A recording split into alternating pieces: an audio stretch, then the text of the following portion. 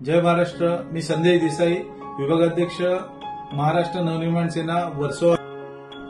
काल कुर्ला येथे एक बेस्ट बस 7 जणांच्या अंगावर चढली।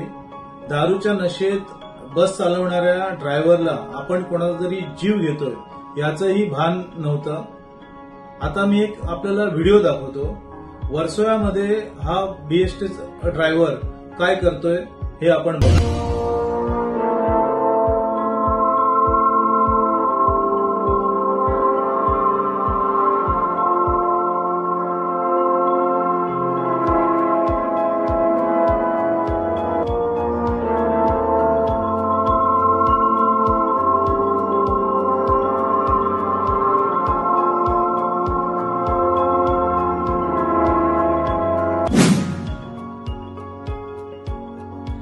बघितलं, कुर्ला येथील मृतांना सरकारने 5-5 लाख रुपये जाहीर केले, परंतु बस थांबून दारू विकत घेईपर्यंत यांची मजल कशी जाते?